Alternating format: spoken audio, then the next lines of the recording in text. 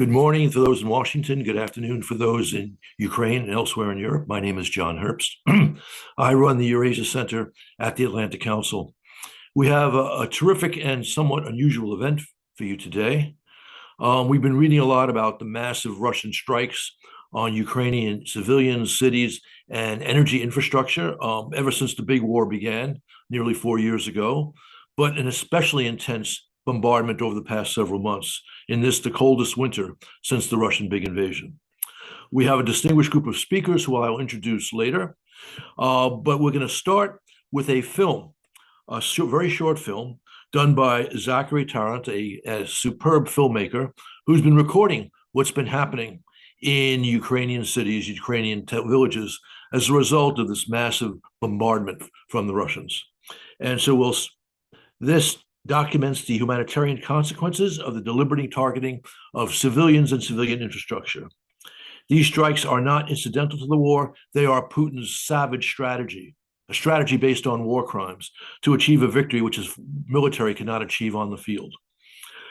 This short film captures how Russia's winter warfare strategy of destruction translates into daily hardship for millions of Ukrainians. Americans are suffering with a very cold spell right now across the United States, and we hear about occasional deaths, but that is nothing. That is unfortunate, but that is nothing compared to the willful damage the Ukrainians are facing right now as a result of Putin's war crimes. With that, I'll turn it over to Zachary Tarrant, and we'll roll the film. Very brief film. 9 січня Росія здійснила напад на енергетику Києва і Київщини. І саме з цього дня Київ потерпає від тотальних блекаутів, від вимкнень електроенергії, тепла і води. І, звичайно, місія WCK не могла не допомогти в цей критичний момент людям, які цього потребують. Зараз ми знаходимося в Голосіївському районі. Перед нами багатоповерхівки, які не мають газопостачання. Вони побудовані без газопостачання. Тобто єдиним джерелом для приготування їжі – це є електричні плити. Люди мають світло по 2, максимум 4 години в день, тому ми не можемо говорити про повноцінну можливість приготувати їсти. Також, враховуючи, що відсутність електроенергії не дозволяє працювати повноцінно забезпеченню водою або теплом, то це призводить до, скажімо так, катастрофічної ситуації, в якій знаходяться жителі цих будинків. Саме тому ми знаходимося тут і щоденно на цій локації ми роздаємо понад 500 порцій гарячого харчування для людей, які цього потребують.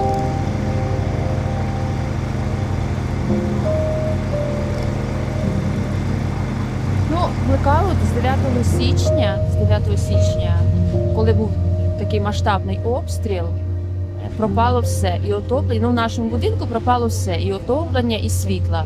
Отоплення пропало. Отоплення у нас з'явилося з 9 січня до, по-моєму, до 21 січня взагалі не було отоплення.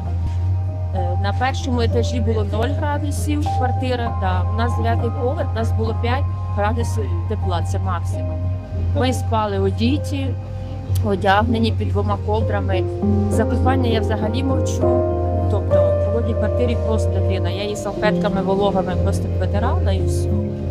Дитина бігала по хаті вкута. Так як вона є, отак вона по хаті. В неї ще такі валянки є, такі тепленькі. Отак я її не роздягала, тому що я її хотіла посадити на горщик. Вона кричить просто криком: "Мама, ні, не знімай".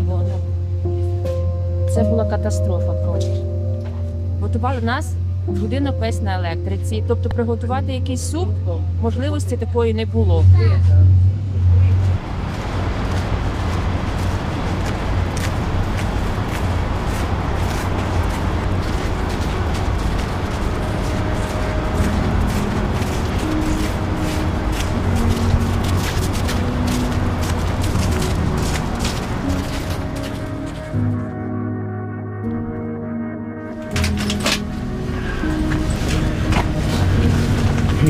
Зараз у нас дуже складний час, війна.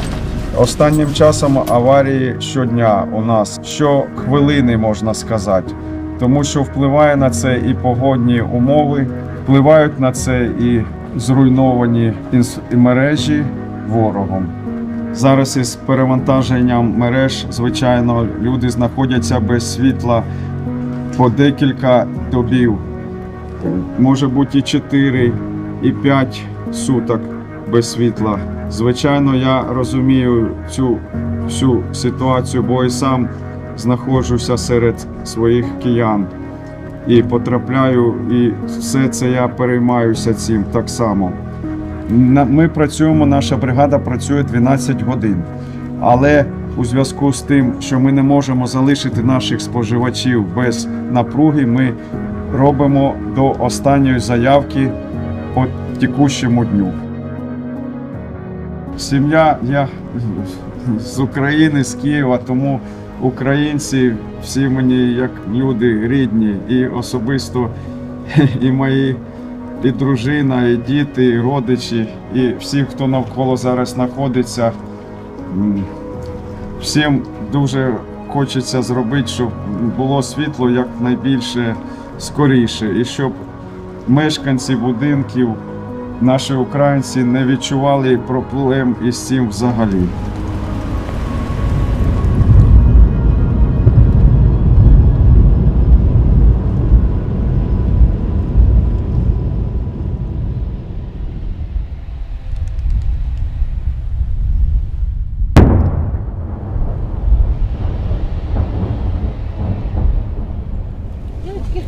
Хто активненький у нас? Українською мовою бажано. Важно. Правильно? Як зручно. Можна русскою, не так. Які руська, українська мова, все одно. Головне, щоб душа була українська. Умови життя для нас усіх зараз складні, тому що дуже багато є прильотів зі сторони наших сусідів поганих. Також дуже багато дронів, це важко. На сьогоднішній день у нас є опалення і є електрика, але це залежить також від наших поганих сусідів. Коли бувають прильоти, то цього у нас немає. У нас буває 3 дні, не буває світла і води, опалення і більше. І у нас ще населення таке більш 60+, тому що молодь виїхала, і за цими людьми також їм треба допомога. Люди не дадуть збрехати.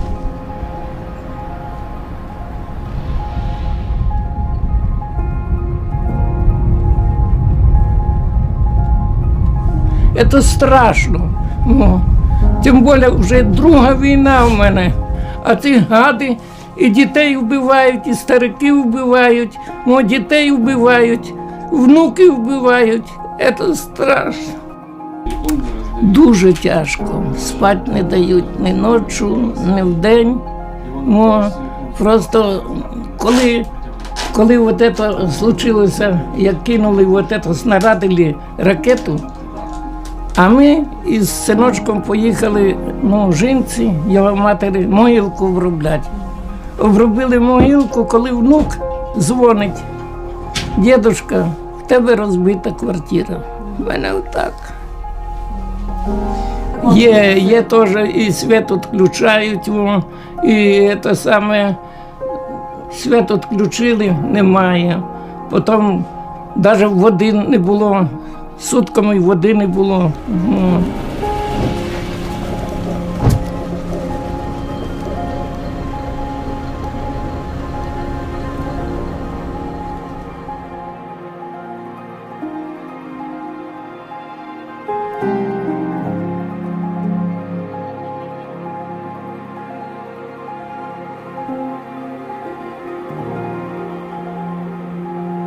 Что трапилось?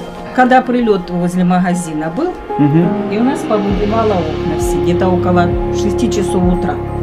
Вставили нам, это ж... Поезд, да? Да, вот это же деревяшки. Деревяшки, да. Да. И все-таки ж деревяшка, она сильно близко не к этому, к окошку не... А потом мальчики пришли, поставили, сейчас, бачите, тепло, хорошо. Бывают с теплом, и бывают и со светом. А если А если нету, Света? нету света и тепла, что делаете?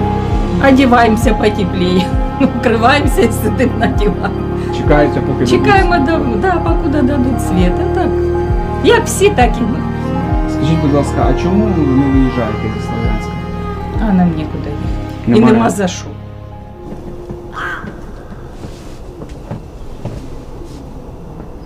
Я из Волчанска. Мы переселенцы. Сейчас живем в Харькове. Там уже даже и города, можно сказать, что его нету. Его уже стерли с лица земли. Вообще, конечно, к этому невозможно привыкнуть. Как бы, в последнее время страшно, потому что по нашему району очень сильно пристрелялись. И прилеты очень близко возле нас. Бывает по-всякому. Слава богу, быстро справляются с этими проблемами наши коммунальщики, дают нам свет, воду. Ну, всяко бывает. Бывает и без воды, бывает и без света, и без отопления. Видите, что в Киеве ситуация плохая. Да. И как вы ощущаете, будет ли такое же в Харькове? Все может быть. Переживаем, конечно. Может быть и такое у нас. Мы не готовимся, не знаю, как к таким ситуациям подойти. Даже не знаю, что делать будем.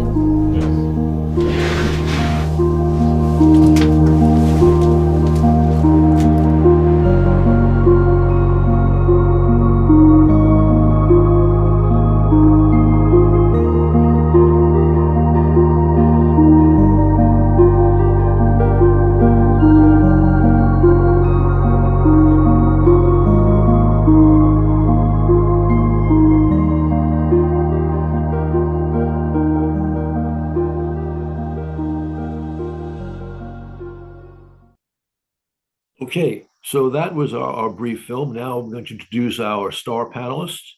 We start with Yulia Burmistenko, who's the head of international.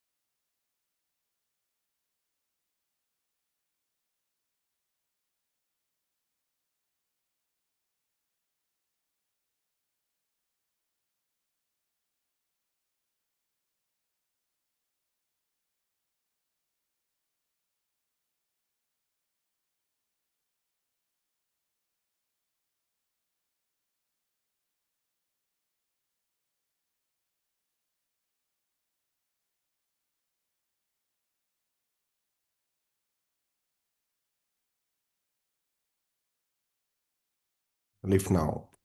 What is very important to understand, now I'm ahead of Zaporizhia region, and 72% of Zaporizhia region now fully occupied by Russian troops. Very important for understanding that before 24th of February 2022, Zaporizhia region was one of the biggest producer of electricity in Ukraine. Every fourth kilowatt was producing in Zaporizhia region because we have biggest nuclear power station like Zaporizhia nuclear power station, hydroelectric station, greatest opportunity for wind and solar panel. I will speak from the point of view of a frontline Zaporizhia region. We are now population of Zaporizhia region near 1 million of citizens. Biggest part of our population now live in capital of Zaporizhia region in Zaporizhia city. Russian fighting a war against Ukraine that does far outside the front line. This is not only for terror, but also for the ability of cities, society, and the state of life and function. Also, I want to show you the situation which we feel now in the Zaporizhia region during this winter.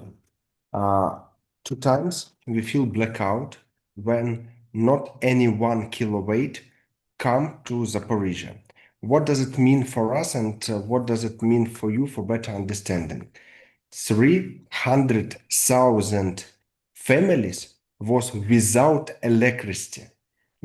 And of course, it means without heating and for some time without water supply. Of course, Russians understand why they do it and what they want to do. They want to push us to make everything possible and impossible when we will say it, okay, Russian win. But thank you for our international partners. We make a good home task and we prepared for this winter. What does it mean? Now we have fully autonomic water supply, heating supply system in Zaporizhia, and we understand how we can pass blackout as quick as it possible and as comfortable as it can be comfortable blackout in Zaporizhia region during this winter. Of course, we understand that this year we have hardest situation with weather. This year we have greatest minus degrees for Zaporizhia region. It means that unbelievable numbers of degrees we have. And of course, we have greatest snow in Zaporizhia region. Of course, it is extra challenges for our energy system, heating system, water system, but main, it is greatest challenges for our peoples. Of course, we just prepared heating points where our citizens can come and take warm water, warm tea, warm eat. And we understand that it's our duty to organize all of it for our citizens. We can't organize now air defense system in enough quantity because we are very close to front line and we need extra and extra and extra air defense systems to make safety situation and safety life for our citizens. For example, only from today morning, Russian try to attack Zaporizhia region more than 200 times. 200 times Russian attack our infrastructure, our cities, our villages, and it's a pity, but our civilian citizens. It means that we stay strong, but we need to punish Russian people. Yeah.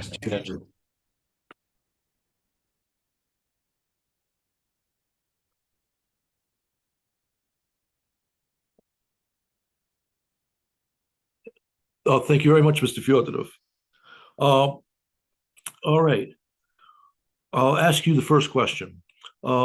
Russia's winter bombing campaign has included repeat attacks on Zaporizhia, multiple waves of drones throughout the night, targeting not only infrastructure, but residential and commercial areas. What is the situation in your region now, and how has it changed over the course of the winter? Dear Ambassador, our biggest challenge, it is life of our citizens. And it's a pity, but Russian target our citizens every day. For example, now for today morning, we have 20 citizens who was wounded, and these citizens now stand on our hospitals.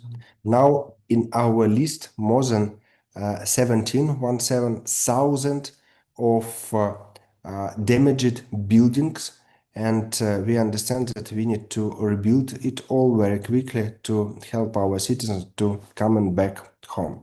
Of course, we can't count now all infrastructure which we have on temporarily occupied territories, which Russians now use for themselves, and we understand that it is one of our biggest challenge, how to return all the things or how to give something for our citizens who lose on temporarily occupied territories or their life. That's why we understand our challenges, we understand our mandate, we understand what we need to do. But first of all, before we can rebuild everything, we need to make a normal safety situation. But it is not seems that we can't do it now. We do it now. But of course, it is not such speed and not such quantity as we need to do it. Thank you very much. Next question is for Ms. Burmistenko. DTEC has been heroic in dealing with the constant energy attacks. Your workers have truly been extraordinary and courageous in this situation. Energy Minister Shmihal has said Russia is betting it can break Ukraine through terror, and that no single power plant left in Ukraine has not been attacked by the enemy. As Ukraine's largest private energy company, DTEK, has been again on the front lines of this, what has been the impact of these attacks, especially during the brutally cold winter? And how are they affecting the nation and those working to restore and maintain energy infrastructure? Thank you, Ambassador. Thank you for your kind words. And yes, regarding the question about the energy terror, it is the fourth winter of the energy terror for Ukrainians and for the energy workers. Russians are changing tactics. They started attacking energy infrastructure in autumn 2021. They started from attacking grids, then they switched with time to attacking generation, then gas production, then HPP, thermal, and grids again. So Russians are now attempting to break, as you know, a united energy system into so-called energy islands. So Russians keep changing tactics of their attacks on energy infrastructure, but the goal is still the same. They want to break the will of the Ukrainian nations. So, as you rightly said, Putin failed to achieve goals on the military front, and now he's switching to terrorizing women and children with cold and darkness. And our mission as energy workers is not to allow him to do this. So we will keep bringing back the light. And yes, the tech is on the front line. We are being under constant attacks. So, for example, over the last 3 months, our power plants have been attacked 7 times with drones, missiles. It's huge combined attacks. So we are the target, and we keep rebuilding. No single power plant is left in Ukraine which was not attacked by the enemy, and this is true. So attacks multiple times. What we do, how we cope? We used equipment from other power plants within Ukraine, but it was so-called like cannibalization. But these resources have now gone. We don't have any more used equipment left, which we can use again. We do the same now with Europe. We approach power plants which have similar equipment and which can give it to us, and this goes quite well. We are very grateful to European producers, and we are procuring new equipment using our own funds and also donors' money. We're grateful for this assistance. So far, like for example, last year we invested in restoration about 165 million euros, our own funds. Talking about the impact of attacks, as you asked, people are without electricity about from 20 to 24 hours a day. Sometimes no electricity for a couple of days, and there is also a very difficult heating situation in Kiev, especially on the left bank of the Dnieper. We have over 600 crews which are working 24/7, and I want to finish this by saying that Ukrainska Pravda, one of the major Ukrainian media, has published today an article saying telling a story of DTEK worker who said, "I see the light when I go to restore electricity for the citizens of Kiev because I do not have electricity at home myself." So like this is what we do. These are the circumstances under which we work, and we will keep doing this until we win this war. Thank you. Surya, Ukraine's energy situation has gotten significantly worse over the past weeks because of the increased number of Russian attacks and a cold winter. What is Russia's strategy in attacking the energy infrastructure, and how's it turning out for them, in your opinion? This is, I think, one of the biggest issues in the ongoing war. Unfortunately, I have to say that the strategy hasn't changed. Russia has been, since the beginning, working to make Ukraine unlivable, essentially to beat it or starve it or freeze it into submission. And what we're seeing is a continuation of that strategy. As Yulia just said, there have been a series of different, let's call them micro foci. As this has gone on, there have been times when it's been hydro generation that has been targeted.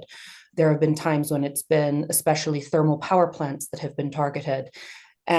We all remember the near catastrophe with Zaporizhzhia nuclear power plant, which of course we have just heard directly from and about.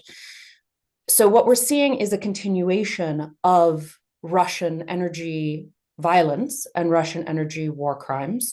And the goal is to make Ukraine a bit more cooperative, to put it flippantly, that Ukraine has thus far failed to concede. It has failed to lose the war. And so I imagine the Kremlin is hoping that if it makes it unlivable, that enough of the population will either stop supporting the war effort or maybe will just leave or die, that Ukraine will then be forced into submission. At present, as already we've heard, it's going unfortunately well for Russia, and therefore, unfortunately, badly for Ukraine. We've seen at least 65% of Ukraine's power generation taken out. Every single thermal power plant has been hit, although the exact state of their operations and their repair is classified for obvious reasons. And so nobody knows exactly, or rather the people who do know exactly know better than to tell the Russians which ones are still operational. And the remaining 3 power plants, the nuclear power plants, are now 60% of Ukraine's power generation. That's not because they have ramped up, it's because the rest has been pulverized and has been reduced. And so what's left is the nuclear baseload. But in the last couple of weeks, we have heard Ukrainian military intelligence come forward and say they are watching a targeted plan to attack Ukraine's remaining 3 nuclear power stations in order to take away their grid access. But unfortunately, that's also their access to the power which powers the cooling systems. So it risks a nuclear disaster. None of this has yet cowed Ukraine, however. And so it is worth saying that while Russia seems to be doing very well at destroying Ukraine's energy sector, Ukraine is also doing very well at not dying and not giving up and rebuilding.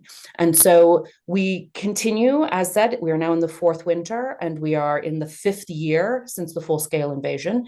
It remains a pretty brutal standoff. Ukraine is also managing to land quite a few blows. There have been a series of incredibly precise drone attacks on Russian, mainly refining capacity, but also some of the infrastructure that supports Russia's oil and gas industry. So things like the ports where LNG tankers are loaded. And so Ukraine is really bringing the fight to Russia's energy sector and trying to put perhaps not equivalent, but more targeted, more precise pressure on Russia. So nobody's winning, I think, is the answer. And quite literally, nobody's winning because Ukrainians are cold and in the dark, but they are far from dead yet. And so I, for one, remain an optimist. Okay, thank you. Oksana, do you believe that the energy situation combined with the harsh winter has pushed Ukraine into a humanitarian crisis? And anything you'd like to add regarding the resilience of the Ukrainian people would be welcome as well. Thank you so much. Thank you for having me. And I wanted to thank all the speakers that were talking before me, because the way how you describe the situation and the way, also you're optimist and this constant work that you're showing that we are, like, Ukrainians are doing, this is exactly what brings an additional, the ray of light into all of this. Technically, the United Nations is saying that more than 4 million of Ukrainians are in dire situation now. That's the most direct. And then another several millions are in a very difficult situation. So numbers say that we are there already. And what also was mentioned, next week, we will have a historical record to minus 22 Fahrenheit. I tried to, convert it into minus 22 Fahrenheit. And that's already look, I live in the center of Kiev. I'm kind of privileged. I didn't have electricity for 3 days and no water. The first time I showered when I went to the meeting in Warsaw. So, and this is as colleagues already mentioned, some parts of Kiev, for example, they are without heating or water. I have a personal examples. One of my foundations, we have a foundation for women psychological rehabilitation. Pipes burst out because of the cold and ice from inside. And this is one of the very, very, very, very regular things. So technically, we are in crisis. And this is a humanitarian crisis. And emotionally, we are, I would thank you, Surya, for telling all these words, because Ukrainians are showing absolutely amazing resilience examples. You know, people are supporting each other, people are finding new ways how to survive. And, you know, Putin is doing it to us for the fourth year already. And he never reached it the first time that Kyiv was bombed. And now, so we have no idea, you know, why would he think that this time we would come and beg our president to give up or to capitulate. We don't see this happening, but it's the worst and the most darkest winter in our history. Okay, thank you. For the general audience, you should know it's just one tragic incident among many in Ukraine. A 100-year-old Ukrainian Holocaust survivor froze to death in her residence. You know, the Russians like to talk about Nazis in Ukraine, which of course is nonsense. But here they are. This savage campaign has murdered a Holocaust survivor in Ukraine. Okay, round two of questions, but also for the audience, you can submit questions online at askac.org, askac.org. Okay, Mr. Fyodorov, we understand that the Zaporizhzhia nuclear power plant has been a potential flashpoint since the large-scale invasion began. How is your administration monitoring the situation concerning the plant, and what are your main concerns? It's a pity, but in the first days of full invasion, Russians fully occupied biggest nuclear power station in European continent. And from this time, Russian use it like a sheet for their military equipment, heavy military cars, and does other things. And of course, it's like a warehouse of their bombs, rockets, weapons, and other things. We understand that MAGATE mission, which now located on the Zaporizhzhia nuclear power station, can't fully control the situation because they live only in several rooms and they have no opportunity to visit to all corners, to all warehouses, and to all places in the Zaporizhzhia nuclear power station.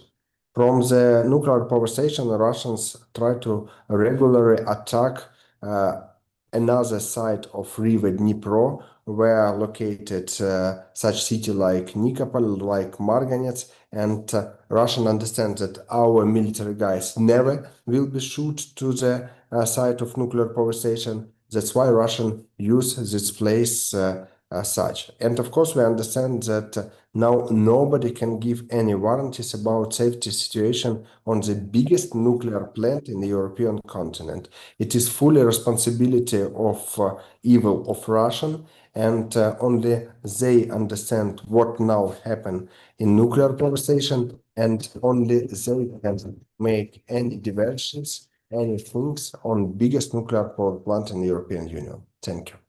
Okay, thank you. Yulia, DTEC has been coordinating with the Ukrainian government and international partners to stabilize the energy system. How are they doing that? What is most urgently needed? And let me throw one more question at you. I know in the previous 3 winters, the United States was very active in helping Ukraine deal with the energy crisis. What sort of support are you getting from the US this winter in that connection? Please. Yes, thank you for these questions. As already said, Ukraine is really on the edge of humanitarian catastrophe now, and we were very happy to hear last night the news about the energy ceasefire. And the US government has played a key role in promoting this. DTEC has always been saying since maybe October that we need to win time. We need time to rebuild what was destroyed. That's why the only solution is energy ceasefire. So this now gives us huge hope that the situation will become better. How we interact with international partners to stabilize the system. We work directly with ambassadors, with ministers of energy. So for example, next week in Kiev, we will have a meeting with key ambassadors present in Kiev, and we will brief them on the situation. so we use energy diplomacy, we use business diplomacy, and this is now this new era when this can be really used and we can be heard. So we give explanation of the situation, we give advice, we give our vision, and then the stakeholders can take informed decisions based on the information that we provide. What is also very important, that a couple of weeks ago, President Zelensky introduced emergency in the energy sector, and this is great because now decisions can be taken quicker because of this emergency situation. A crisis group, special crisis group, was formed for Kiev. DTEC is an active member of this. We take part. We work closely with the government hand in hand. We united all the efforts. President Zelensky leads personally this crisis group for Kiev, and we are able to take quick and efficient decisions all together and move. So there is hope. Together with energy ceasefire now, this is great news. About what is needed on the U.S. front, we know that about 250 million US dollars is left as so-called USAID budget heritage. So if Ukraine energy sector could get access to this financing still left, this would help a lot. Because let me give you one example. If today we receive financing for all the support requests approved by the Ministry of Energy, we will be able, as DTEC, to build back electricity generation of X megawatt classified figure, and this figure is comparable to the current deficit. So this means that there will be no deficit if we are giving this assistance. Also, what I wanted to highlight, which equipment is crucial? It's transformers. Of course, all equipment suffers when there are like missiles attacks, but one type of equipment is in scarce availability, and these are transformers. Their lead time in Europe exceeds sometimes 2 years. So we need to reduce lead time for transformer production. We need to build new capacities for producing manufacturing transformers in Europe, but that's long-term task. And today what can be done, we need to be given access to power plants which still have those old transformers that can be used in Ukraine. Thank you. Okay, thank you. Surya, I'd like your take also on what the United States can do to help with the situation right now, but also Yulia mentioned the Trump proposal for an energy ceasefire, which Zelensky endorsed. And reports today suggest the Russians want no part of this. Once again, not agreeing to a Trump proposal to reduce suffering. Your take on all this, please. I would be surprised if the Russians feel they had ever agreed to such a thing. And yes, it is not the first time that the White House has announced solutions to its problems, or the problems it has chosen to take as its own, that neither of the involved parties knew anything about. Need we remember, for example, India and Pakistan and the proclaimed US brokering of the end of the war there that was news to both India and Pakistan. And I think we have a similar situation here. And so while on one hand, I desperately hope that what President Trump has said about energy ceasefire is true, I very much doubt, based on pretty much everything Russia has ever done, that Russia has ever agreed to any such thing, or if it pretended to agree, has any intention of honoring that. So I think we'll probably see some continuation thereof. I would be surprised. Of course, Ukraine has welcomed it. The Ukrainian people are suffering without heat and light, and even a week break in that would be very welcome. And that's a week that could then be used to help repair some of the existing sites. But as what we've seen is Russia bombing sites that are under repair so that it can then kill some of the technicians, which has happened as recently as this week. I think it would be foolish to hope that the Kremlin is planning on maintaining any ceasefire, or for that matter, that it agreed to it.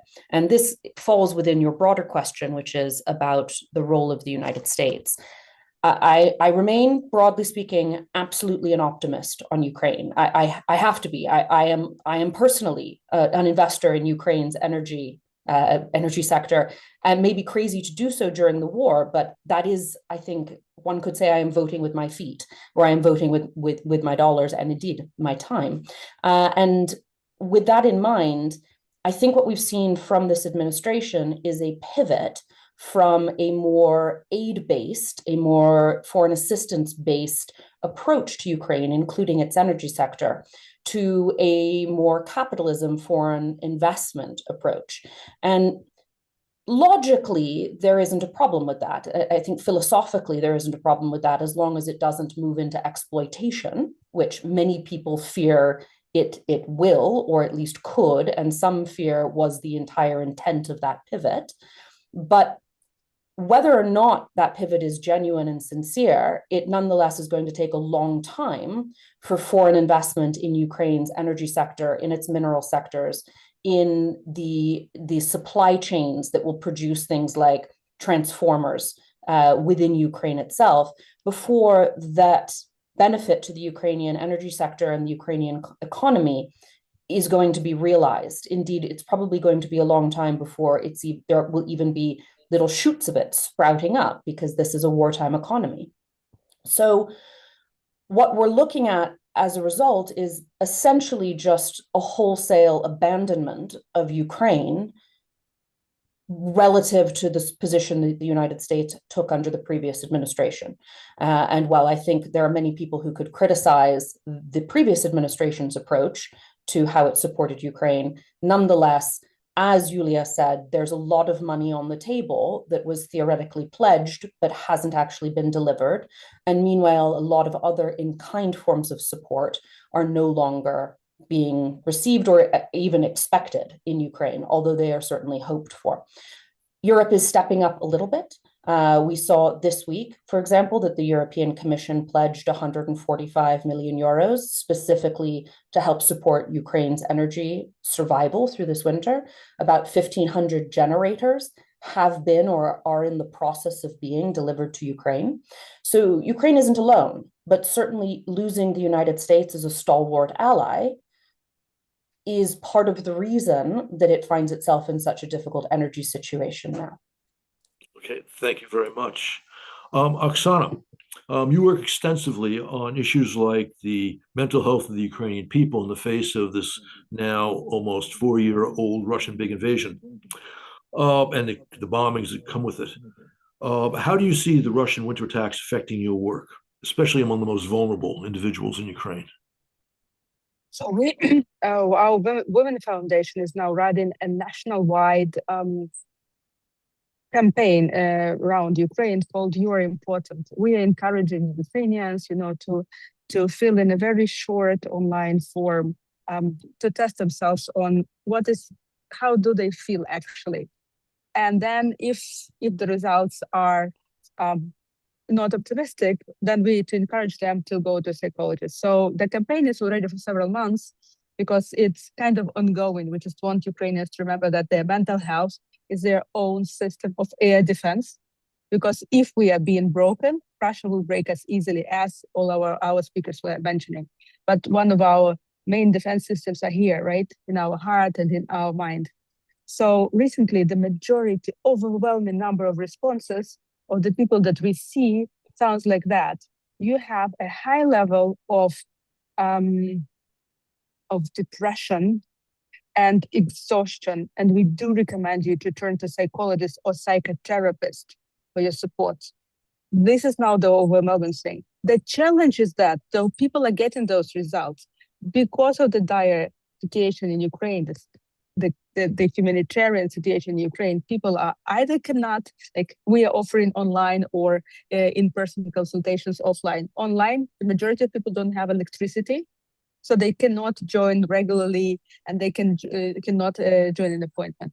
Offline, people are either called and don't want to leave the apartment, or we can't help them because our foundation is now again, we can't work, our office cannot be there because it's very cold. So, and this is just one small example what is happening to the psychological and mental situation, like and mental health with Ukrainian people. So on one hand, we are fighting, we are standing strong, we are doing all this, we are doing all the, recently it was huge around the media that Ukrainians went on dancing in Ukrainian folk songs on the frozen Dnieper River, or people that are trying to get from left bank to the right bank of Ukraine, of Kiev, when our underground is not working because of the electricity shortcuts, are walking by foot, from the frozen river, something that we haven't done, I don't know, for ages probably, or never was done. So we have all of these examples like that, and people that are coming together, supporting each other, neighbors supporting neighbors, one district supporting another district. But on the other hand, your body and your mind takes a toll, especially children, especially vulnerable. So honestly, I think that winter will add to the understanding that now, unfortunately, every generation of Ukrainians have a deep psychological trauma. And that would be, our next challenge, how would we survive after that, and how we would rebuild, not only physically, but also mentally and emotionally. Another question. It's clear that the educational system in Ukraine has been also performing heroically. Do you believe that the Ukrainian children are getting at least most of the education that they need in these dire circumstances? Dear John, the answer is no. Part of Ukrainian humanitarian crisis or catastrophe already probably, it's the huge educational losses that Ukrainian children are getting. Just to remind the audience there and my colleagues that some of the Ukrainian children are online or mixed formats since COVID.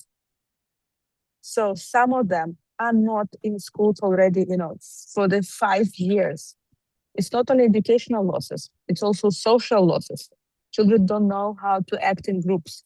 So, and our teachers are exhausted. So overall, we have in some of the subjects and in some of the locations of Ukraine, we are talking about 1 year or 2 year educational gap that we are having.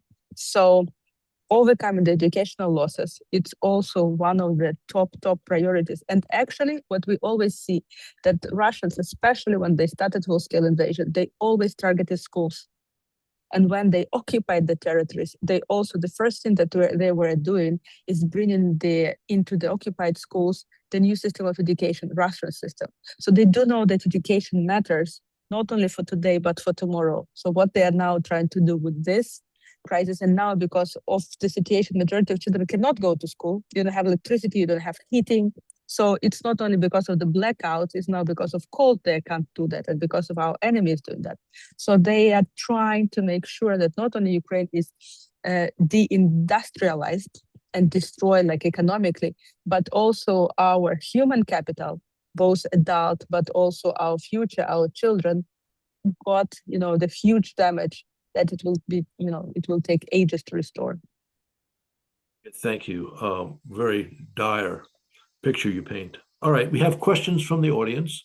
And again, askac.org for those who want to submit new questions. The first one I'll put out, I think it could be for you, Yulia. It's from Jack Krupansky. And you may not want to answer this fully, but well, I'll leave that up to you. On what fraction of effective attacks are easily repaired within a couple of days? What fraction take weeks, and what fractions are complete destruction that cannot be repaired?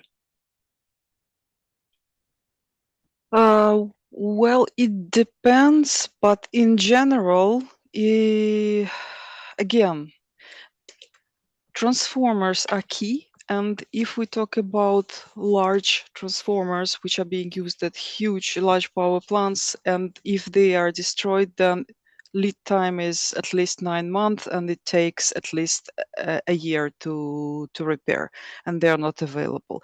If the same transformer, for example, is being attacked at the renewables plant, then it takes us like 4 days to replace, because this transformer might be available at grids nearby. or if there's a blade on the wind power attack, then it also like might take shorter time. So we realized that really renewables are not just greener but more resilient in terms of harder to attack and quicker to recover. So really depends. Okay, thank you. Here's a question from Mark Lee, and Mr. Fyodorov, I'll address it to you. It's a general question, but you have specific knowledge about obviously what's happening in your region. So the question is this: will there be long-term consequences of Russian occupation for Ukraine's energy infrastructure? And what will the process of restoration look like? So let's talk about this in connection with the Zaporizhia power plant and energy overall. If we spoke about Energodar, we allocated Zaporizhia nuclear power station and Zaporizhia heating power station. We have two power stations in Energodar. We understand that it can take months or maybe years, because we have process how to turn on again our power stations. First of all, it will be demining. Second process, it will be analyzing, and only after we will understand in what condition our stations, we can understand what we can to do, and we understand that all these details and all these buildings are very unique, and we can't buy on the market parts for these stations. That's why it can take several years. But what is very important, Ukraine have enough specialists, have enough staff, have enough engineer who can take it very, very, very quickly. Okay, thank you. Yulia, do you want to address this question as well, more broadly? Yes, I agree with what Mr. Fyodorov said, and I just want to add that Zaporizhia NPP nuclear power plant, it was built together with, like in one complex, together with Zaporizhia TPP thermal power plant, which is owned by DTEK, and now it's captured by Russians. And these two power plants are interlinked. A thermal power plant is used to light up the nuclear, and then they are worked actually together. And it would be very good for the energy system of Ukraine to get it back in this or that form. Okay. We still don't lose this hope. Thank you. Okay, we have a question from Max Klein, and Surya, I think this is for you. What are the ways that the US, Europe, and the broader international community can pressure Putin to agree to an energy ceasefire that stops the Russian targeting of Ukraine's civilian infrastructure? Well, the standard response to that question is sanctions. I happen to think that sanctions never work, or if they work at such a glacial pace that by the time there's any real effect on the targeted economy, most of us have died. That said, it is also true that the sanctions have had some effect on the Russian economy, but really what would be required is an absolute ban on the purchase of Russian hydrocarbons, which is the vast majority, something like 80% of Russia's export income. So we could, as a world, decide to do sanctions properly, but that would involve somehow wrangling countries like India, which didn't buy any Russian crude before we started putting sanctions on Russia, and now as a consequence of the discount it's getting, is buying lots of Russian crude oil. Europe has just agreed that it will phase out all Russian pipeline gas and LNG within about the next year. However, Slovakia and Hungary have vowed that they will challenge it in court, and so we will see how that plays out. I think, unfortunately, what we're seeing is the normal concept of world order in stark decline, and it is something Russia is going to capitalize on. So where I am very optimistic about the future of Ukraine, I cannot say that I am optimistic about actually finding a way to restrain Putin or Kremlin violence. Okay, thank you. We have a question here from Annie Lackey, and I think Oksana, it's for you. How are Ukrainian and international legal bodies framing attacks on energy infrastructure targeting civilians in the winter? War crimes or crimes against humanity? Actually, we are trying to work on all of the fields because it's for sure crimes against humanity, but also we are trying to document all of those actions as war crimes, together with educational losses, together with war crimes of sexual crimes, together. So it's all, we are trying to file it and to create all documents on all potential information for the future justice tribunal. And this is something that actually Ukrainians do need an international help.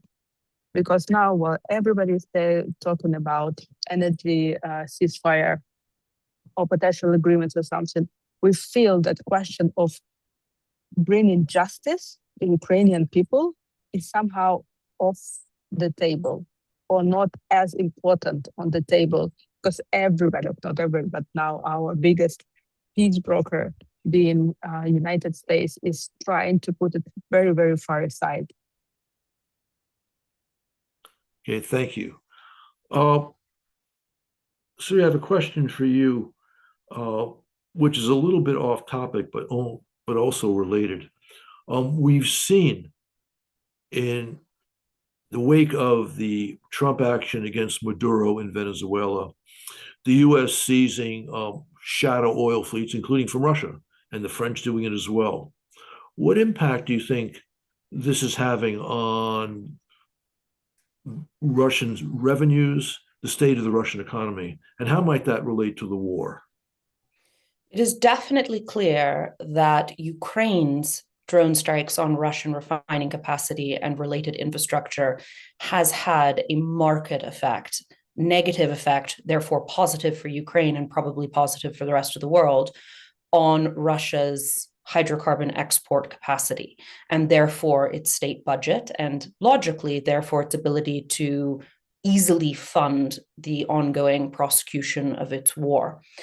I would think that, therefore, logically, every other place that the noose can be slightly tightened on Russia's ability to export and sell its hydrocarbons is a very good thing. And certainly if the world decides to take the shadow fleet a bit more seriously, it couldn't possibly hurt. That said, much like economic sanctions, I would say don't hold your breath. It could, over the long run, have an impact, but over the short term, it's unlikely to reach the necessary level, the necessary threshold. Okay, let me ask one follow-up to that. You mentioned the very effective Ukrainian targeted strikes on Russian energy infrastructure. Again, Trump proposed this energy ceasefire. In theory, Putin could use also a moratorium on such attacks, yet he has not said yes. What do you think is driving his thinking, his decisions on this? My guess would be it's because he would then have to admit that Ukraine has successfully targeted Russian energy infrastructure.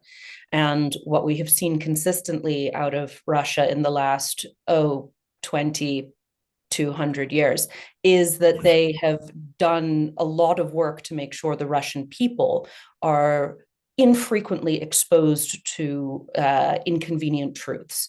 And Putin has managed to keep most of the Russian people in support of the war, mostly by making sure they don't feel any immediate consequences, or if they do, that there are plausible alternative explanations, then the Ukrainians are getting us back and we deserve it. So I suspect it would be hard for him to admit that it's happening. I would add to that if you would talk to the military people, then they would say that, and the ceasefire, we just learned how to hit them so hard and so painful. So now the energy ceasefire is actually better for them.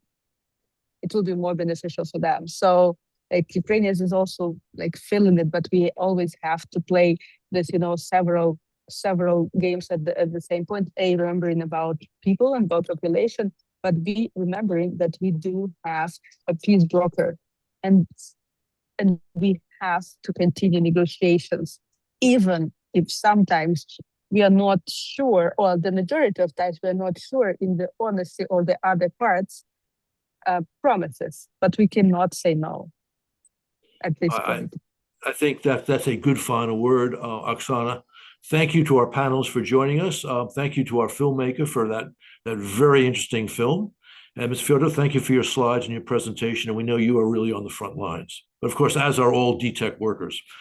Okay, thank you all for joining us. And we'll be doing more on this subject and other things relating to the Kremlin aggression in Ukraine in the future.